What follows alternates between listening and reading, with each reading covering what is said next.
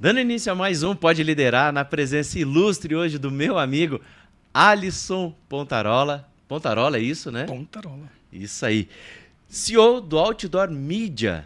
Cara, pensa numa agenda corrida desse homem, mas Deus nos ajudou, que deu tudo certo hoje e ele está aqui. Muito obrigado, meu irmão, pela tua presença. E vamos fazer um bate-papo com o pessoal hoje. O que a galera pode esperar dessa nossa conversa, irmão? Davidson, primeiro eu agradeço o convite, agradeço estar aqui, agradeço a paciência, a agenda, a nossa agenda, né? A tua, acho que é um pouco mais corrida que a minha. Mas, em síntese, o que os teus ouvintes e telespectadores podem esperar é muita verdade, muita empatia daquilo que acontece no behind the scenes da gestão, né?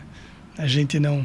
Quem vê a gente assim, né, com um blazerzinho, acha que é assim, né? Na verdade, lá atrás é manga arregaçada e o pau torando. E mão na massa, né? E mão na massa, né? Hands-on. Hands-on. Cara, o motivo, né, que eu quis trazer você aqui, primeiro que você é um ser humano incrível, um cara que eu admiro muito. Primeiro como pessoa. Depois, junto com isso, e no mesmo nível, seus princípios. E depois como empresário. A grande sacada aqui, a grande linha do Pode Liderar, o que é? A gente trazer um conteúdo para as pessoas que estão nos assistindo, falando não só dos nossos resultados, do que a gente vive hoje, mas falando também dos bastidores, da nossa vida pessoal, da nossa vida particular, para as pessoas entenderem que os resultados são frutos de hábitos, de tudo aquilo que é feito, não quando as pessoas estão vendo, mas quando as pessoas não estão vendo. E como sabedor também que você é um simpatizante, né, um estudioso a respeito de liderança, tem alguns livros publicados já também, gostaria de trazer em pauta esses assuntos também sobre liderança. Tá? Legal. Então, conta pra gente aí, quem é o Alisson, como é que surgiu o Alisson como empresário, em que momento foi esse? Fala um pouquinho pra gente, pra galera poder te conhecer um pouco mais esse lado aí do Alisson, que eu já gosto, mas que as pessoas precisam conhecer também. É recíproco, e a minha admiração por você é aquilo que a gente fala, né? Enquanto estamos a sós, né? Até dia desses eu mandei uma foto em que nós estávamos, né, nos bastidores de uma palestra juntos e você estava gentilmente brincando e servindo pão de queijo, né? Uhum. E esse servir é admirável em você, então os sentimentos são recíprocos. O Alisson, empresário, eu nasço numa empresa familiar, Davidson, né? O meu avô, nossa empresa Outdoor Media, ela foi fundada pelo meu avô em 1959. Depois o meu pai entra no negócio. O meu avô por parte de mãe. E o meu pai, que era um artista, o nosso negócio como empresa de família, empresa de mídia exterior, mídia out of home, os outdoors, os painéis, a comunicação visual, né? Que hoje está em voga no mundo da comunicação, né? Segundo o Ibope, nós temos muito prazer em falar isso, porque é um reconhecimento de uma história da comunicação, de uma das comunicações mais antigas do mundo, né? Que é você colocar para fora da porta uma placa dizendo que você é uma sapataria, dizendo que você é uma confeitaria, dizendo que você é um Salvados, dizendo que você é um Secos e Molhados daquela época lá do remonte de 1959, quando meu avô pintava na porta da barbearia, pintava sobre né, o armazém de Secos e Molhados, o armazém do seu Rafael. E a comunicação evoluiu ao longo do tempo. O meu pai entra no negócio por volta de 1980 e meu pai com uma veia comercial muito forte, começa a empreender e começa a dar um tom diferente para aquilo que meu avô como artista fazia. Sim. E a empresa desde então cresceu. Eu nasci em 1973 e o meu registro, né, meu pai fez questão de ter uma carteira de trabalho. Eu nasci em 73 e o registro é de 86. Então eu fui um funcionário registrado na empresa. Desde então, comecei muito cedo. E a partir dali, a vida começa a acontecer do básico. Meu pai teve um cuidado. Eu não sei se isso era algo assim planejado, deliberado da parte dele. Mas foi uma escola sensacional, tanto para mim quanto para o meu irmão, que nós entramos na empresa nas funções mais simples, mais básicas, e a vida foi acontecendo. Meu irmão saiu da empresa para estudar odontologia, e eu continuei na empresa. E as coisas foram acontecendo, e você entende esse linguajar, né? Aí Deus foi abrindo portas aqui, portas ali. Meu pai compra uma empresa que era concorrente em 1998, e chacoalha uma chave na minha frente e fala assim, olha, agora você se vira. Eu falei, pai, mas eu não... Agora você se vira. E dali a gente começou a empreender e foi trabalhando, estudando, lutando, e em 10 anos esta empresa que foi comprada pela empresa que meu pai dirigia se torna praticamente do mesmo tamanho da empresa que meu pai dirigia. Porque a gente em 10 anos acabou, com a graça de Deus, tendo bons êxitos, né? Esta empresa, claro, não tinha um patrimônio como a empresa do meu pai tinha, mas ela tinha ativos do core business ao mesmo nível da empresa do meu pai. Sim. E aí logo depois o meu pai se aposenta, muito cedo, com 48 anos, e nós assumimos tudo e transformamos isso num grupo de comunicação que hoje está entre alguns dos mais bem cotados grupos de comunicação do sul do Brasil. Que legal, cara, bacana. Então você vê, tudo é uma construção, né, irmão? Não tem nada que é da noite pro dia, né? Tudo é uma construção. Mas eu imagino também, Alisson, que não foi... Tem um memezinho, né, que mostra assim, né, o sucesso, o que você... Onde você está, o que você deseja em uma linha reta.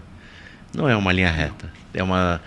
É cheio de altos e baixos, desafios, momentos de incertezas, momentos, né, que você fala, putz, continuo, paro, vou, não vou, né? Faz parte do business, né? Quais foram os momentos de maior resiliência, assim, que você precisou respirar e falar assim, vou continuar ou vou parar? Eu não sei se você passou por isso. Eu já passei muitas vezes por isso. E acredito que seja muito normal isso. Mas teve já momentos assim para você, cara? Muitos momentos. E o negócio, ele tem derivações, né? Nós temos um core business, que é a comunicação, mas dentro disso nós fomos empreendendo em outras áreas. Algumas deram certo, outras não deram certo. Nós vivemos o início da comunicação em redes sociais, quando todo mundo, né, quando o nosso negócio passou por um momento crítico, quando o mundo começou a olhar para as mídias sociais como uma alternativa de investimento. E como o dinheiro de comunicação, o orçamento, o budget de comunicação, ele é único. E dali existem derivações, né? Eu ponho tanto deste investimento em televisão, em TV fechada, em rádio, em mídias outdoor, né? E o online começou a ter uma importância, uma participação, né, mais relevante, né? Uma participação mais relevante no budget. E ali a gente chacoalhou um pouquinho. E o que nós fizemos foi, o dinheiro está indo para lá, vamos para lá. Montamos uma agência digital, né? E fomos empreender nesta selva de pedra doida, né? Que é o mundo online. Esse foi um momento em que a gente teve que, não foi pivotar o negócio, mas foi entender o mundo da comunicação, para onde ele ia e se nós iríamos também para lá, né? E, para nossa surpresa, o mundo online, ele, no meu entendimento, ele fragmentou muito, né? E, na minha opinião, ele se torna uma comunicação muito específica, nichada, né? Porque hoje no online, se você quer falar com pessoas que têm entre 20 e 25 anos, que estão interessadas em melhorar a sua performance física, né? Investindo X dinheiro, sem ir à academia, você tem um produto para isso. E com essa especificidade detalhada de comunicação, o out of home, a mídia externa, ela cresce de novo, ela passa a ser o segundo canal mais usado pelos anunciantes no Brasil, só atrás do online, né? E o negócio ressurge, renasce com uma força muito grande. A gente passa por uma influência muito forte de transformar outdoors de outdoors tradicionais, né? E outdoor é só uma palavra universal para para os diferentes formatos da nossa mídia, né? O frontlight, os diferentes tipos de frontlight. E aí, há 15, 17 anos atrás, nós passamos a sofrer a influência do conceito de digital out of home, né? De transformar os estáticos em digitais. E aí foi outro desafio gigante, em que você fala, meu Deus, eu tenho um negócio que agora tem que se transformar em digital. O estático morre. Isso que a gente fez até desde o primeiro dia do meu avô até hoje, 50 anos trabalhando nisso, isso morre. O quanto isso morre, né? O quanto isso morre. Poxa, mas o CAPEX para você investir numa mídia digital é enorme. O que você faz? Né? Desmobiliza a tua vida inteira para colocar dinheiro nesse ativo. E são decisões difíceis em que a gente tem que tomar. E a Outdoor Media decidiu, então, também ser um player de Digital Out of Home. E hoje nós temos uma das maiores plataformas de Digital Out of Home do sul do Brasil para empresas familiares, né? No Brasil, hoje, nós temos alguns players internacionais, dos maiores do mundo, na nossa área de atuação, né? A Outdoor Media, que é desse tamanho, briga com Clear Channel, JCDecaux, Eletromedia, que é uma empresa brasileira que fez um IPO há alguns anos atrás de 800 milhões de reais, né? E nós estamos no meio desses gigantes e, de certo modo e de alguma maneira, a gente tem um certo êxito que está nos mantendo e estamos aqui. Desafios após desafios. Vamos olhar assim, então, por exemplo, você, né, tem os momentos ali que você olha, vou, não vou, mudo para esse canal, para essa forma de comunicar, diferente, igual você falou, estou indo do estático para o digital, mas como que um empresário hoje, um dono de um negócio, faz para tomar uma decisão e ele consiga mitigar esse risco? Quais são os critérios que ele precisa ter e avaliar para tomar uma decisão que ele sabe que vai impactar né, no faturamento da empresa, na vida da empresa? Nós tomamos decisões, Davidson, com base em 3 fatores: conveniências, valores e princípios. As conveniências gritam muito forte conosco, né? Que são aquelas decisões em que a gente faz porque nos parece ser conveniente fazer. E eu diria que essas são perigosas. Quando nós tomamos decisões baseadas nos nossos princípios e valores, você mitiga o erro você mitiga a possibilidade de errar. E se você errar, como ela foi tomada uma decisão em princípios e valores, os danos serão pequenos. Os danos serão pequenos. Porque os teus valores vão nortear essa decisão e no nosso caso, ousadia é um valor. No nosso caso, ter o maior número de informações possíveis para você tomar uma decisão com um baixo nível de risco é um valor. E dentro dos nossos princípios e valores, nós olhamos de maneira diferente para todos os cenários possíveis. Fomos à China fazer benchmark, conhecer fábricas, conhecer a tendência de mercado e, né, conversamos com pessoas. Uma coisa importante, talvez um dos melhores princípios e valores para tomada de decisão, na mesma mão em que você tem ousadia para tomar uma decisão, você tem que ter humildade para buscar a multidão dos conselhos, né? A Bíblia nos orienta a isso. E foi o que nós fizemos. Por um lado, muito ousados; por outro lado, investidos de uma orientação bíblica, nós fomos buscar conselhos. Então,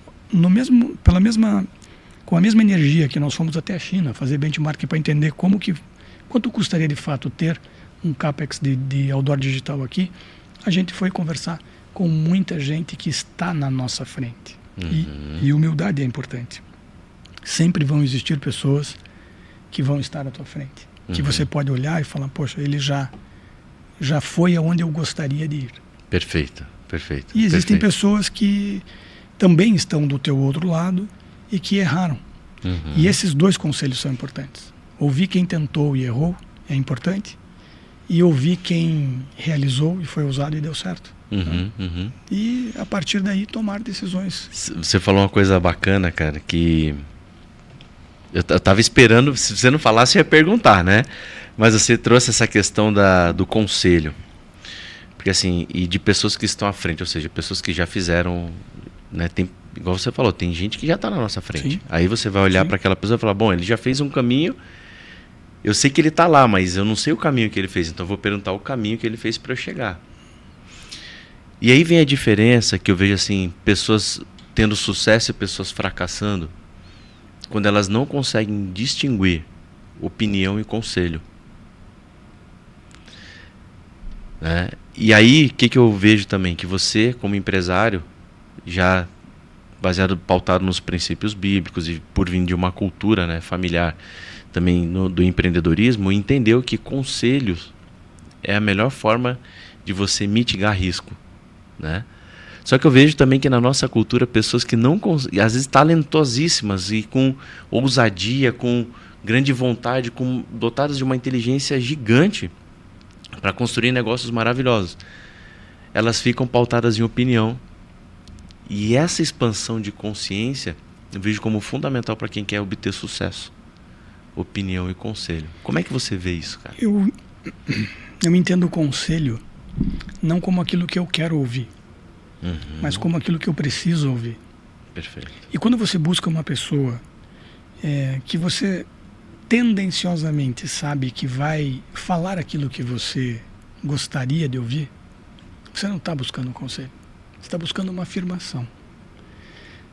Normalmente é uma infelicidade de muitos líderes, e eu passei por isso. Nós não buscamos pessoas que vão trazer confronto para nós. Nós vamos buscar pessoas que vão nos motivar. E não tem nada pior do que um líder motivado a fazer a coisa errada. Ele se torna um trator que destrói tudo. E aqui, Davidson, eu fico à vontade para te falar só porque eu tenho 50 anos, não é porque eu acho que eu seja inteligente, não. Sim. É porque eu errei muito. É porque eu busquei muitas pessoas que iriam falar alguma coisa que iria afirmar aquilo que eu acho. E aí entra a opinião. Hoje, opinião, para mim, usando essa palavra, né? Um artigo é uma opinião. Ler um bom artigo é ouvir a opinião de um especialista, né? E muito ruim é você... Até porque ele começa falando, eu acho, né? Exatamente. E ele tem direito de achar o que ele quiser, né?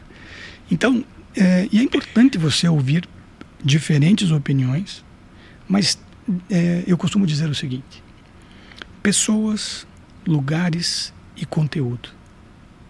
A soma desses 3 fatores vão determinar as suas experiências. Não tem como. Nada vai além disso.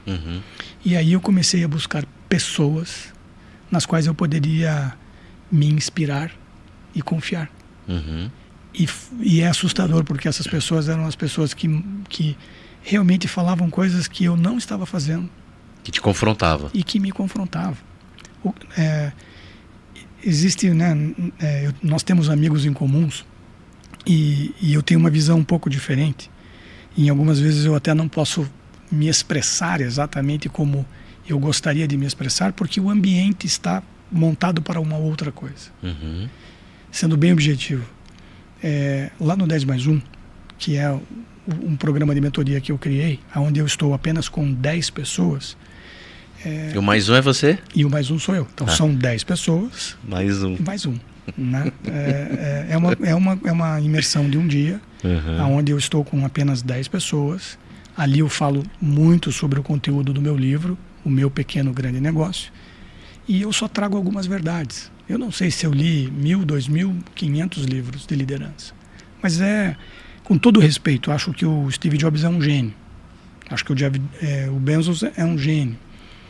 Mas eu queria entender e queria ver estes gênios que fazem propostas de teorias de gestão sentados na tua cadeira, na tua realidade, com o teu orçamento, com os teus desafios. Eu não acho que eles seriam tão gênios assim. Porque na prática a teoria é diferente. E aí eu me atrevi a escrever um livro daquilo que na prática funciona para mim. E funcionou para mim. O meio, né, ele é diretamente proporcional à capacidade, né? Perfeito. E esse livro, ele não tem como um público-alvo aquele empresário que tem empresas de grande porte, com faturamentos de 10, 15 milhões por mês, que dirigem 1.000, 2.000 pessoas. Porque, humildemente falando, eu não vivi essa realidade. Uhum. Eu não sei a dor dessa cadeira. E aí eu vou escrever sobre isso. Sim.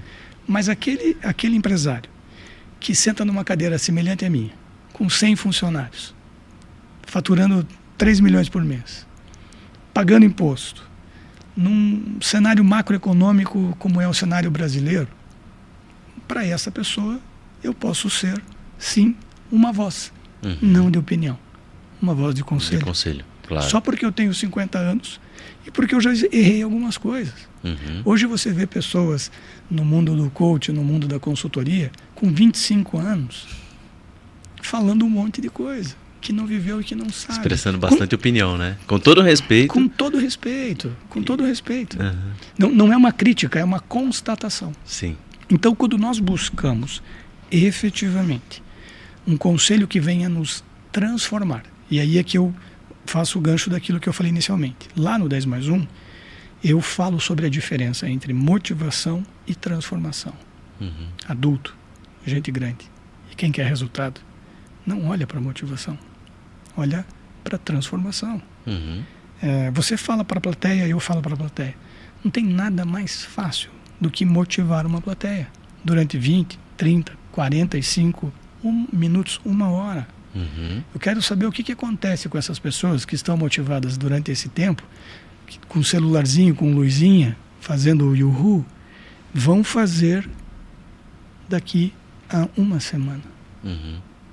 O que ficou do treinamento nessas pessoas? Uhum. Nada contra. Eu acho que a motivação é importante e é o motor de arranque. Uhum. Uhum. Mas não é o que eu faço no 10+1. O que eu faço lá é buscar trazer um conteúdo que realmente leve transformação. Uhum. E por menor que essa transformação seja, ela vai ter um resultado eterno na vida daquela pessoa. Porque se você mudar um hábito hoje, um pensamento hoje, você terá efeitos eternos, resultados eternos. Para colher, né, para a vida toda. Falando, não estava previsto isso, eu te fazer essa pergunta aqui, mas me gerou uma reflexão. Você que é um cara a vida toda na comunicação. A gente vive um momento que, hoje, para uma pessoa ser validada como boa ou ruim, dá a sensação, eu tenho a sensação que as pessoas, para validarem se o Alisson é um cara bom ou ruim, eles vão lá e olham quantos seguidores o Alisson tem. Se o Alisson é um cara que investiu muito nas redes sociais e angariou muitos seguidores, ele é bom. Se o Alisson, cara, está atendendo várias empresas, não se atentou que isso era uma chancela que faria dele bom ou ruim. Embora isso, né, eu acredito que isso não define mais. E aí o Alisson está lá e tem 100 seguidores, por exemplo. Aí as pessoas olham um cara que foi lá, comprou seguidores, que botou dinheiro, que botou milhões, né, lá, com 200, 300 mil seguidores, e o Alisson, que é um baita do empresário, cheio de resultado, cheio de experiência, que às vezes tem 100 seguidores e fala assim, não, mas aquele cara lá com 300 mil seguidores é muito melhor. E aí eu tenho a impressão que isso é o que as pessoas buscam hoje, validar um profissional. Ao invés de validá-lo pelo seu conteúdo, o valida pela quantidade de pessoas que tem seguindo. Porque são coisas completamente distintas, né? Resultados de seguidores e resultados de vida. São símbolos. Cara, qual que é a tua leitura hoje do mercado em relação a isso? Porque é um paradoxo, né? Que a gente vive que é doido demais. Eu não ia falar, mas que bom que você provocou. Eu vou responder com uma pergunta e em cima disso eu falo. Você já foi, seguramente, a uma palestra de uma pessoa que é bem referendada porque ele tem X mil seguidores, enfim, etc, etc. E ao ouvir esta pessoa, você sai de lá dizendo assim, meu Deus, qual foi a entrega? Uhum. Não foi? Já. Não... Já aconteceu. Se eu pedir para você agora desenhar, desenhe o rosto de um homem aí. Uhum. Eu tenho uma chance muito grande de você fazer uma bolinha, dentro dessa bolinha fazer outra bolinha, uma bolinha e um risquinho. Uhum. E aí a gente mostra essa bolinha com um olhinho, outra bolinha que é um nariz e um risquinho, dizendo o seguinte: isso daqui é um rosto humano. Uhum. E nós aceitamos que seja um rosto humano. Sim. Mas não é. Aquilo é só um símbolo que de longe, muito longe, representa um rosto humano. Uhum. Então esses caras que estão hoje na internet, daqui a pouco vão representar muito de longe aquilo que de fato é alguém que entrega resultado. Uhum. Eu não consigo acreditar que um cara que entra num jato e se ele dentro do avião, dentro de um jato particular, ele está sendo filmado por alguém e ali ele fala o seguinte: eu estou aqui embarcando para, não me lembro qual é o destino, mas embarcando para Bali, que seja, e vou ficar sem trabalhar 15 dias e você está aí trabalhando igual um louco. Você não sabe o que você está fazendo, você tinha que estar aqui, Para quem que esse cara está falando? O que esse cara está falando? Porque estou indo porque as minhas empresas estão funcionando. Quais empresas? Que resultado de empresa? Uhum. Então, uma pessoa que vende uma imagem projetada de sucesso para colar em alguém que quer viver aquele símbolo. Uhum. Esses caras são só símbolo. Uhum. Pouquíssima entrega. O maior coach do mundo, Tony Robbins, lança um livro intitulado Inabalável. Isso é uma ofensa para quem pensa. Uhum. Quem que vai comprar um livro para se tornar inabalável? Quem tem ousadia de ensinar alguém a se tornar inabalável? Aí lá na palestra do 10+1, eu cito um exemplo muito simples. Quando fura o seu pneu, é azar seu ou sorte do borracheiro? Uhum. E alguém cujo pneu fura não é inabalável? Cara, você vai ter problemas na vida. Teu pneu vai furar, alguma coisa não vai dar certo. Não existe inabalável. Uhum. Né? O Superman não é inabalável, ele tem a criptonita. Uhum. Ou seja, são coisas criadas para vender produtos que trazem benefício para mim e pouca entrega para você. Comercialmente falando, aí a gente vai pro outro lado, né? Isso, para enxergar o jogo dessa maneira, como nós estamos colocando aqui, precisa de uma expansão de consciência, né? Precisa compreender que você não tomar uma decisão que você não quer ser peça do tabuleiro. Você quer ser aquele que joga, mas não aquele que é manipulado. Uhum. Mas isso exige uma expansão. Para sair desse mundo e vir para um outro mundo que você consegue olhar de fora e perceber que essas coisas não colam, muitas vezes você vai ter que experimentar. Vai ter que experimentar. Mas o que eu queria dizer assim, ó, como ajudar, aí olhando o nosso lado, né? Como que a gente poderia fazer para ajudar, além do que a gente já tem feito, né, no nosso dia a dia, mas para ajudar mais essas pessoas a ter essa expansão de consciência, a entender que o caminho, que o caminho de um rio, desde quando ele nasce até o mar, não é uma linha reta. E que as curvas que existem é para o bem do rio, porque se ele fosse ligado, conectado não a uma linha reta, ele levaria tudo que tem pela frente. E as curvas servem para diminuir a velocidade, para que ele siga aquele fluxo na velocidade que tem que seguir, e a natureza nos ensina isso. Mas como trazer essa consciência, cara, para as pessoas? Como que a gente poderia fazer para ajudar mais as pessoas a entender, a enxergar isso de fora? Porque quando a gente fala do processo, as pessoas não querem o processo, elas querem resultado. As pessoas não... Você começa a explicar o detalhe, o caminho, as pessoas elas, né, apertam a tela e vão para a próxima, porque elas querem o final da história, elas não querem o meio da história. Como é que a gente faz para... Eu acredito que são dois públicos, né? Você sabia que a primeira compra na internet, quase 70% da primeira compra na internet das pessoas, elas têm um índice de frustração de mais de 85%? Não sabia desse dado. Ou seja, você vai comprar um produto na internet. É a tua primeira compra daquele produto. Quando o produto chega, Não era isso. Eu não comprei isso. É o que acontece com esses caras. Eu não comprei isso. A verdade é que... E outro dia eu estava falando com alguém, e aí a pessoa, um amigo, né, falou para mim: você tem certeza que você está falando isso porque você acredita ou porque você está vendo que o cara está fazendo e está dando certo? Eu falei: eu tenho certeza que o que ele está fazendo não é correto, porque eu não faço. Eu não fui para esse modelo. Eu não tenho 3 posts por dia, não tenho 2 lives por semana, não tenho. Eu sou low profile, né, nas redes sociais. E as pessoas que vão para a minha mentoria, que estão comigo, são pessoas que eu acompanho depois, e nós temos um índice gigante de aprovação, provada pelo tempo. Então, existe a teoria de ocupar espaços, Davis. E essa teoria é assim: alguém vai ser... Né? Você estava falando que você trabalhava numa empresa, numa concessionária de carros. Naquela empresa existe a cadeira de um líder principal, de um líder comercial, de um líder financeiro. Pessoas ocupam essa cadeira. Certo. No mundo online existem esses buracos, esses espaços, essas cadeiras. E as pessoas vão se credenciando para isso. Depois que você ouve uma pessoa chamar você para um curso, né, como se tornar um empreendedor inabalável, que foi um coach brasileiro que copiou o Tony Robbins, e aí as pessoas vão lá e depois de 2 meses eles furam o pneu deles, eles passam por um problema que vão passar. Opa, me falaram que eu era inabalável, mas eu fui abalável aqui.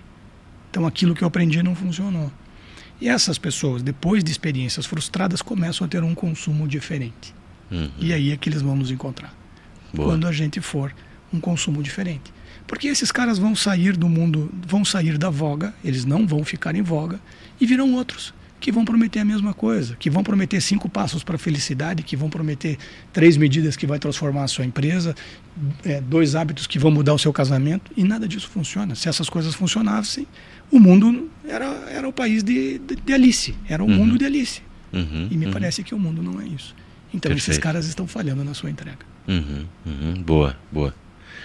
Pensando em colocar assim, já começar a falar assim: esse canal é para você que quer o processo antes do resultado. Pronto. Pronto. E vai ter, porque tem, né, uma turma já frustrada, né, com isso, né? Então nós vamos ajudar essas pessoas, né? E ir pelo caminho, dando a mão para essas pessoas que estão ficando e não estão consumindo a entrega. Aí esse é o poder do empresário. Esse é o poder do empreendedor. Você já enxergou 5 anos na frente. Você não está olhando para agora, você está olhando para frente. Boa. E é de fato se permitir ser guiado por valores. Porque quando você vai vender um produto, né, e você é um expert em vendas, você sabe que o princípio é a entrega. Desculpa, como é que você vai entregar para alguém uma estrutura para ensinar ele a ser inabalável? Como, né? Como você vai fazer isso? Cara, nem... Como eu já fui oficial do Exército, né? E já vivi essa vida, cara, os caras mais sinistros que tem, cara, guerra na selva, comandos, o cara paraquedista, cara, os caras que tem os cursos mais top. Cara, você pergunta pro cara, sabe o que faz o cara humilde? O que faz? O que faz desses caras, uns caras assim, ó, você olha pro cara, ele é, o cara assim, você olha e fala, não, esse cara não tem esse curso, não é possível. Você não dá nada pro cara, mas põe o cara numa operação, você vai ver o cara é casca grossa. Porque ele entende que ele é tão sensível, cara, e tão vulnerável, que ele precisa ser humilde para entender que se ele não tiver com as emoções em dia, ele tropeça, com 2 passos ele tá com a boca no chão. Entendeu? Então só quem é colocado à prova consegue entender que cara, que você precisa se tornar humilde, se manter humilde, se manter tranquilo, sereno, usar as tuas habilidades e entender que se você for soberbo, você vai tomar um tombo e vai cair de cara no chão. E não tem esses caras, e não tem outro. Então você pode ver, mas só quem viveu, realmente foi forjado nisso, consegue ter essa percepção. As pessoas que estão vindo agora, que estão achando que não sei o que vai fazer, que vai se tornar inabalável, que vai ficar um cara forte, robusto, vai atropelar tudo, infelizmente vai descobrir que não é esse o caminho.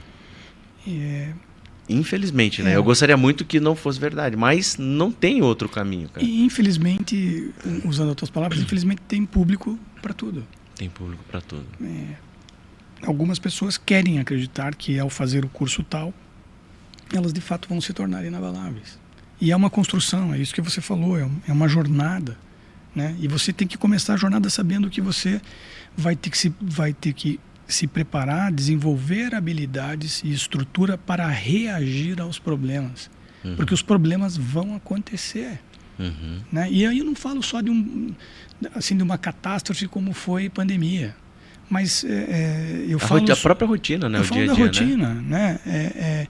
Veja, a gente vem com um país que estava com um ritmo, por exemplo, na área de construção civil, na venda, na área imobiliária. Ele estava vindo num ritmo X. Freia. Quando tem setores da economia que passam por esse freio, a inércia está vindo atrás. Aí você tem o quê? Um engavetamento, dá uma batida, dá uma pancada, tenho que desacelerar, tenho que me arrumar. E aí? Aí você está preparado para ser inabalável?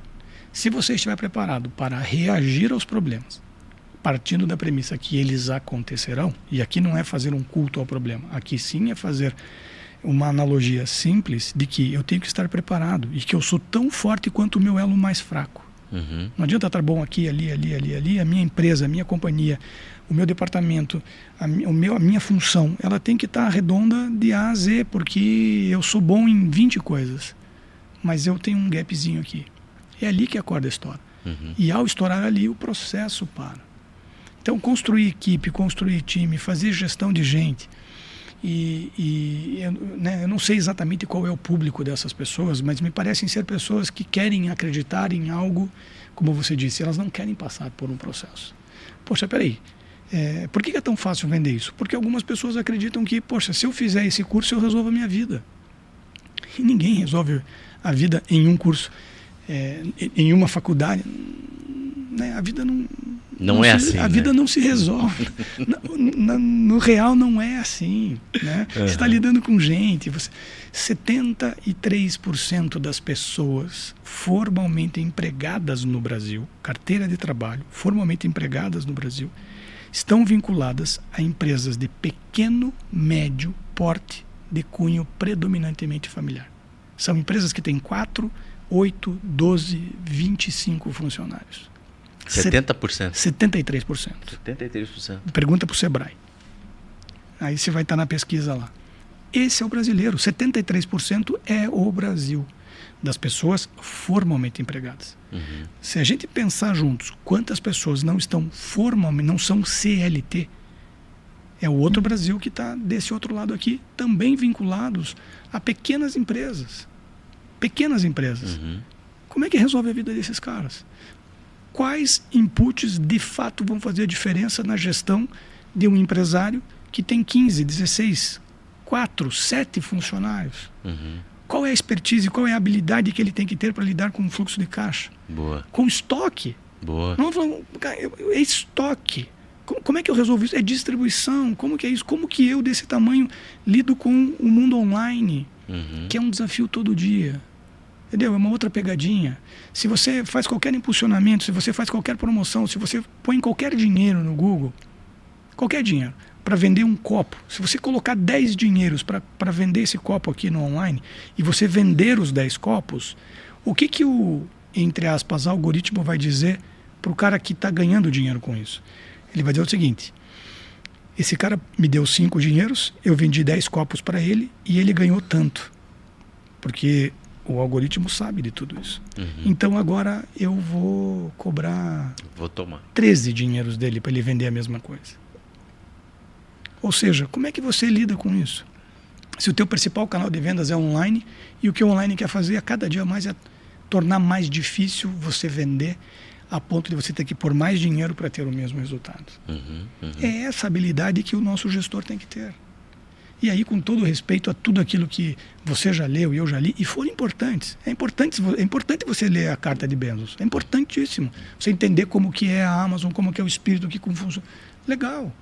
Como cultura geral, como inputs de gestão, é legal. Mas o que você aplica daquilo no teu dia a dia? É pouco. É pouco. Eu não estou dizendo que não é importante. É importante. Porém, o que de fato vai fazer a diferença no final do mês no teu negócio? Otimização, rentabilidade, fluxo de caixa positivo, entrega qualificada.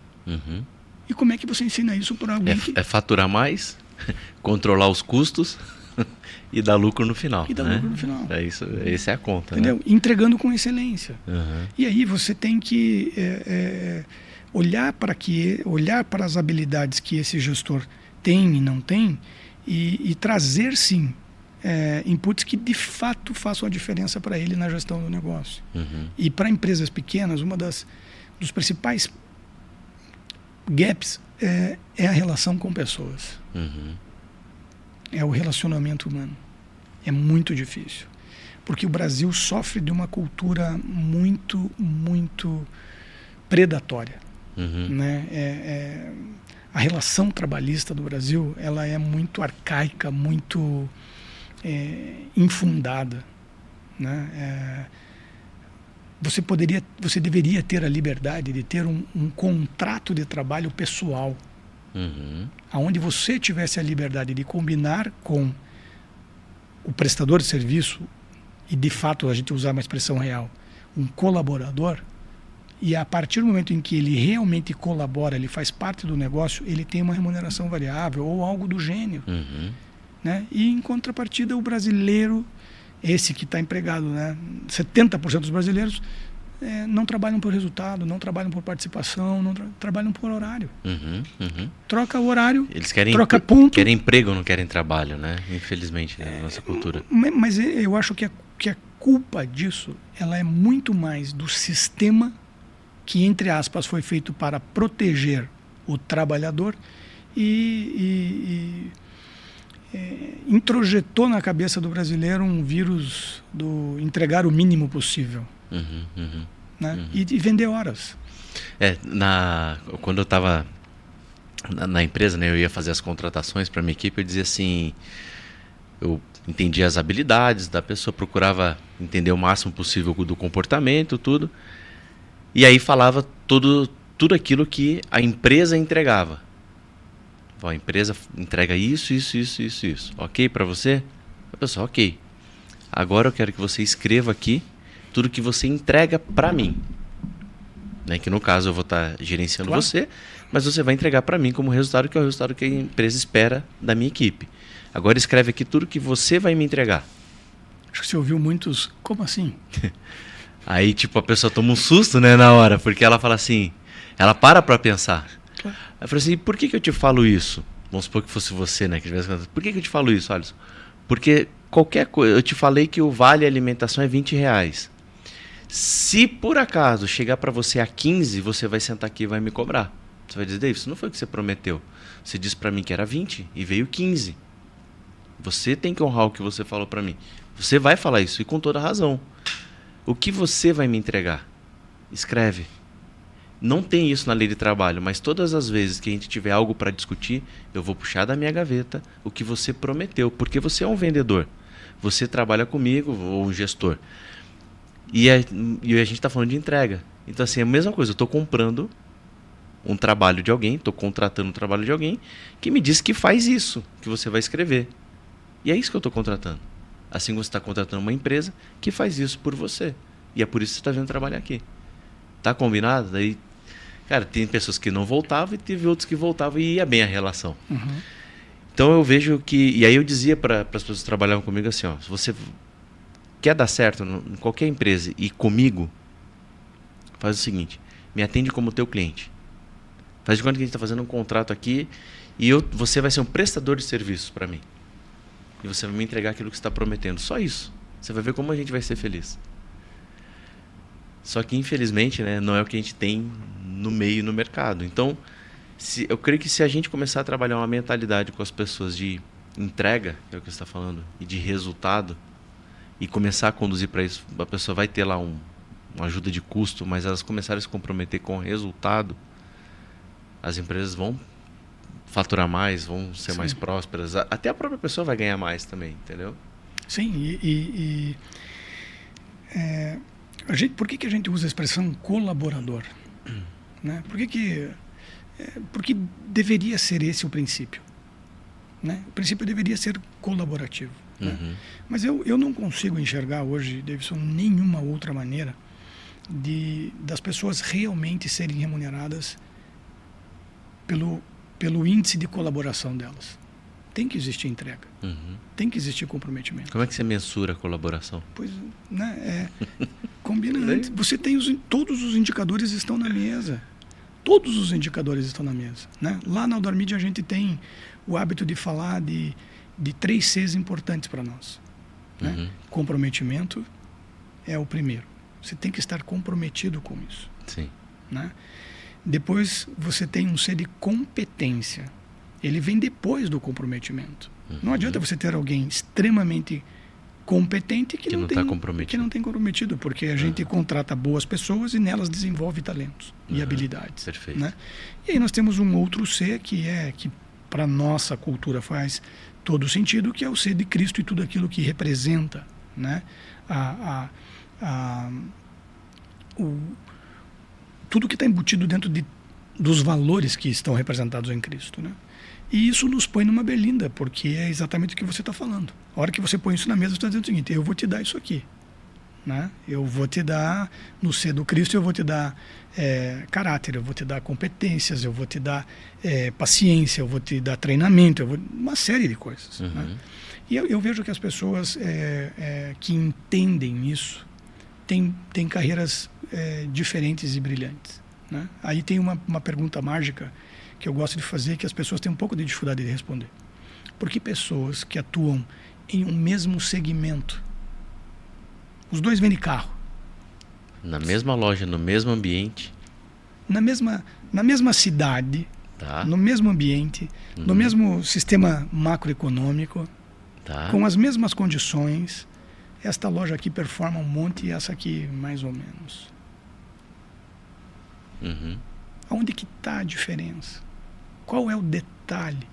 E empresas se constroem a partir de detalhes. São pequenos detalhes. E as pessoas que descobrem esses detalhes se tornam expoentes. Porque a verdade é que a gente vive num mundo de média. A gente vive num mundo onde as pessoas estão com o botão do princípio do menor esforço ligado sempre. Qual é o menor esforço para eu entregar essa tarefa? É esse. Qual é o menor esforço que eu tenho que fazer para não ser mandado embora? É esse. Qual é o menor esforço? É o princípio do menor esforço, que é antagônico ao princípio da excelência. Entende? Então, é o princípio da média que vem de medíocre e as pessoas vivem ali. Entende? Pô, eu sei que você já trabalhou com pessoas assim, eu também, eu fico louco com isso. Né? Você não sabe que horas são. Você não está olhando porque você está na luta, você está trabalhando, você está ali. Mas a hora que aquele cara levanta para ir embora, eu sei que são 2:06. É impressionante. Você quer ficar contando, né? Fica contando. Ou seja, qual que é o comprometimento dessa pessoa? É gente que está vendendo horas. Entendeu? E infelizmente tem 25 anos. Quando você encontrar ele com 50, ele vai ser um CLT, vendendo horas, realizando nada. Então, E o que nos entristece é ver que o ser humano poderia mais e se limitar tanto, né, cara? Assim, né? Então, é saber que aquele ser humano podia fazer muito mais e realizar e ajudar muito mais pessoas do que o que ele faz, né? Então, até a minha indignação, vamos botar assim entre aspas, quando eu olhava as pessoas fazendo isso, não era só pela atitude dela, mas era ver como ela estava se limitando. Né? A nossa vida já é muito curta, ela passa muito rápido. E aí se limitando a fazer só aquilo, podendo fazer muito mais. Né? E aí eles diziam assim, porque aí uma outra coisa assim que nunca não fecha a conta, né? É porque o país, os políticos roubam porque é uma bandidagem, não sei o quê. Aí o cara tá dentro da empresa, tá roubando o patrão nas horas. Sim. Porque daí, por que ele rouba nas horas? Aí vai dizer, você é radical, Davidson. Não sou. Você quer ver? Chega na empresa, a entrada é às 8. O que ele tem que chegar? É chegar às 8 e começar a trabalhar. Chega às 8, passa o cartão, bate o dedo, né, lá, tal, coloca o dedo no negócio, tal, faz o registro, o que faz? Vai pro banheiro se arrumar. No caso das mulheres, vai arrumar o cabelo, vai fazer a maquiagem, não sei o que lá, 20, 30 minutos.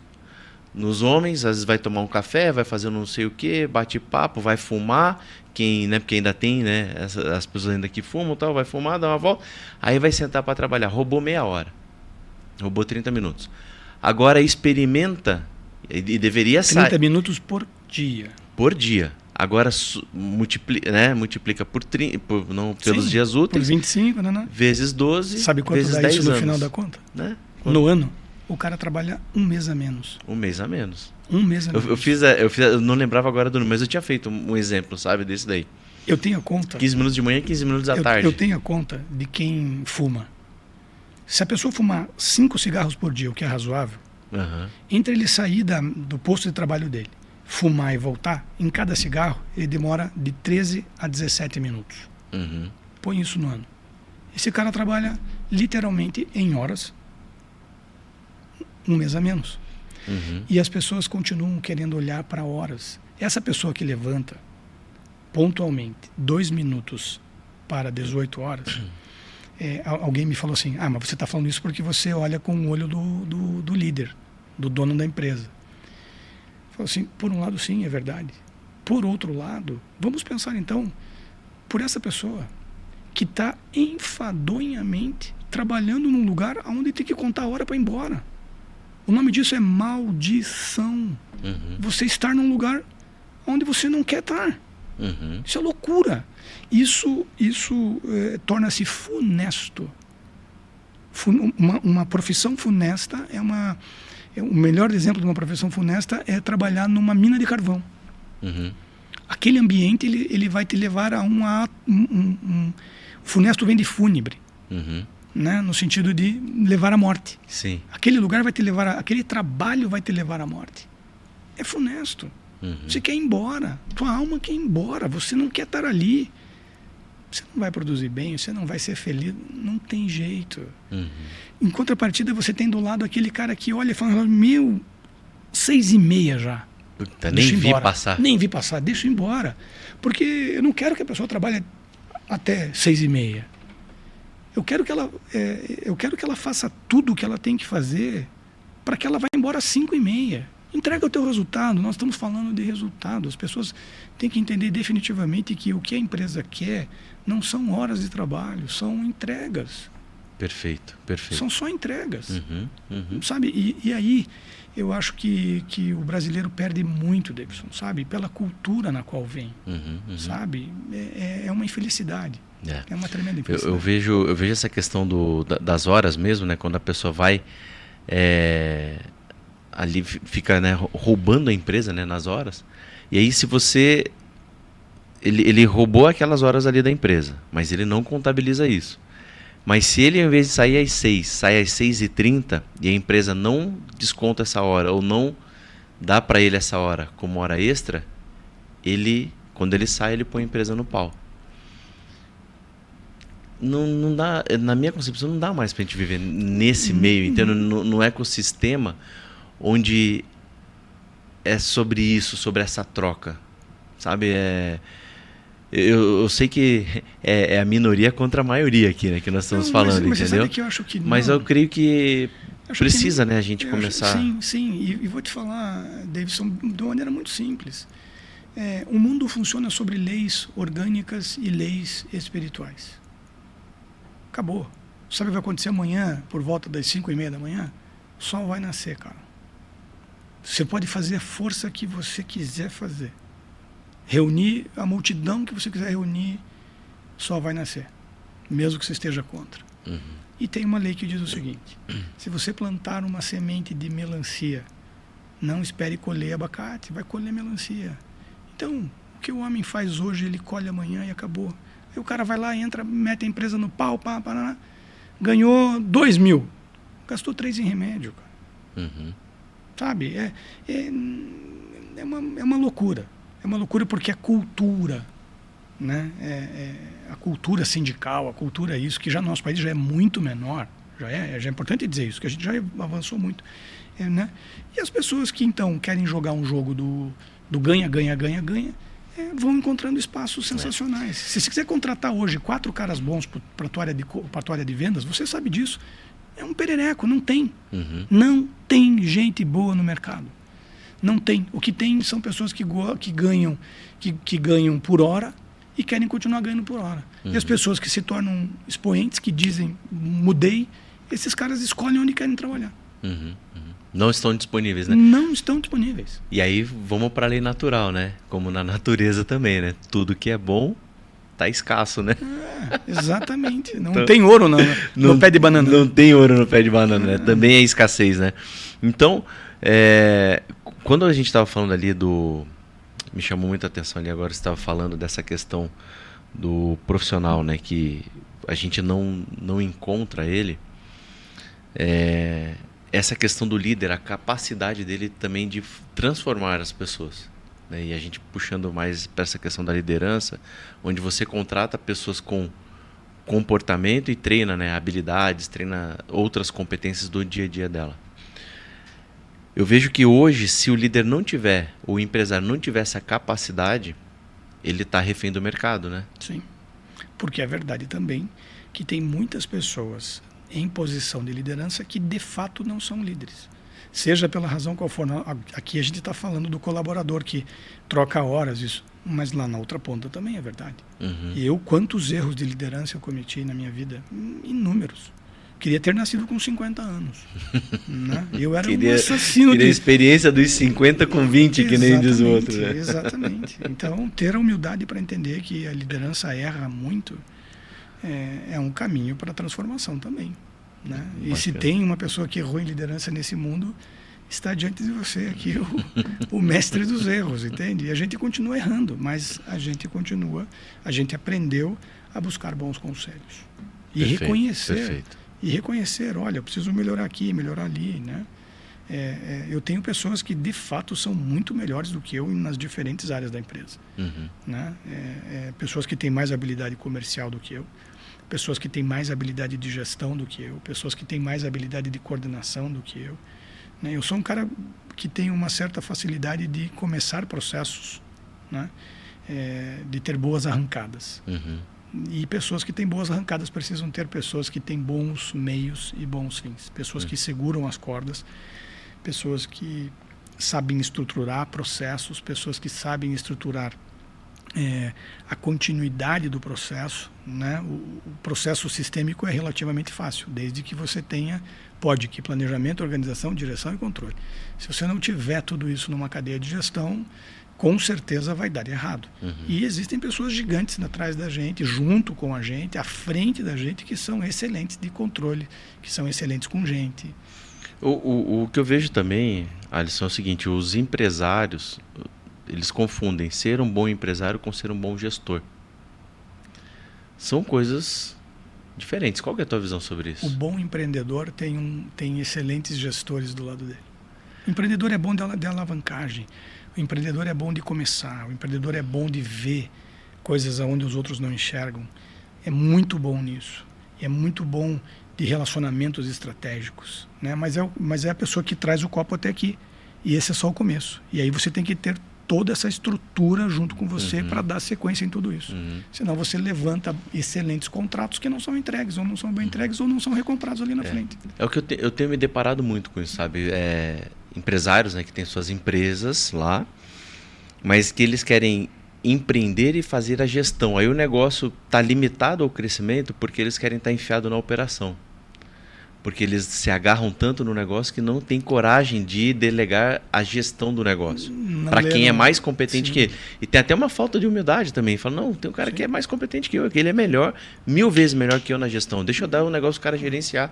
Ao invés de cobrar, e aí ao invés dele focar, né, deixar alguém responsável pela execução do processo para que o resultado aconteça, ele passa o dia cobrando de todo mundo o resultado e esquece de dedicar esforço ao processo. O que é um centralizador? É uma pessoa que acredita que é melhor que todo mundo em todas as áreas. O que é um líder? É uma pessoa que consegue identificar pessoas melhores que ele, contrata essas pessoas melhores que ele e enche elas de empowerment para deixar elas fazerem o que elas têm que fazer. O controlador, ele contrata alguém melhor do que ele e quer dizer para ele o que ele deve fazer. Fala, cara, ele é melhor do que você, é ele que tem que te dizer o que vai fazer. Marquei até o tempo desse aí, que esse aí deu um corte bom, esse aí. A diferença entre o centralizador e o líder, né? Boa. Marquei até o tempo aqui. E a gente precisa lembrar, e essa frase, a gente precisa dar o crédito para John Maxwell. Ele disse o seguinte: as habilidades do líder é o que limita o crescimento da companhia. As habilidades do líder é o que limita o crescimento da organização. A habilidade do gestor é o que limita o crescimento da equipe. Tua equipe não vai ser maior do que a tua habilidade de gestioná-los. Tua empresa não vai ser maior do que a tua habilidade de fazê-la crescer. E como nós somos limitados, nós precisamos de pessoas ímpares, nós precisamos de pessoas com talentos superlativos para que ela cresça no nível superlativo, senão ela vai ficar do teu tamanhinho assim. Né? E tem um monte de boa empresa deste tamanhinho. Perfeito, muito bom, Alisson, legal, cara. Bom, meu amigo, passou rápido o tempo. Chegou rápido aí ao final. E eu sempre encerro aqui dizendo o seguinte, Alisson, que nós precisamos ser agentes transformadores. Deixar, pelo menos lutar para que a gente consiga transformar as pessoas através da nossa vida, das ferramentas, para que a gente seja instrumento na mão de Deus e que através de nós, né, Deus possa nos usar para que a gente possa transformar vidas, transformar pessoas e ajudar essas pessoas, né? Se você agora tivesse a oportunidade de deixar uma só mensagem para o mundo inteiro, para o mundo, e você tivesse a certeza que essa mensagem que você vai deixar vai entrar em todos os corações da criança mais nova que está nascendo nesse exato momento na maternidade, até o mais idoso, até o mais velho, e que essa mensagem fosse transformar todos os corações por um mundo melhor, que mensagem você deixaria? No início eu falei duas coisas para você. Eu pedi para você vislumbrar o rosto. Como que você desenharia um rosto? Uma bolinha, um olhinho, outra bolinha, e aquilo é um símbolo. E eu queria olhar para um símbolo que também transformou a minha vida. A cruz é um símbolo. E eu disse, a minha segunda fala para você foi: pessoas, lugares e conteúdo. Isso vai limitar as tuas experiências. Jesus é uma pessoa. Jesus é um lugar. Venha após mim. E Jesus é o conteúdo, porque ele disse que aquele que bebesse dele não sentiria sede nunca mais. Olhem para a cruz. Lugares, pessoas e conteúdo. As tuas experiências estarão limitadas aí. E se Jesus for o lugar, se Jesus for o conteúdo, se Jesus for a pessoa, qual é o tamanho das tuas experiências? Qual será o tamanho das tuas experiências? Então olhe para o símbolo da cruz e lembre que Jesus é a única figura que pode reunir a melhor experiência a partir de ser a melhor pessoa, o melhor lugar e ser o melhor conteúdo. Porque aquele que beber de mim, aquele que comer de mim, não terá sede e não terá fome. Amém, é isso aí. Obrigado, meu irmão. Muito obrigado pela tua presença aqui, pela mensagem que você nos deixa aí também. Como eu sempre digo, se você pode tudo, você pode liderar. Lidere sua vida, lidere seus princípios. Seja uma pessoa que busque cada vez mais a certeza da tua identidade. E eu tenho a plena convicção que você vai atingir tudo aquilo que você deseja e vai fazer a diferença nessa terra. Você pode tudo, você pode liderar. Valeu, galera. Forte abraço.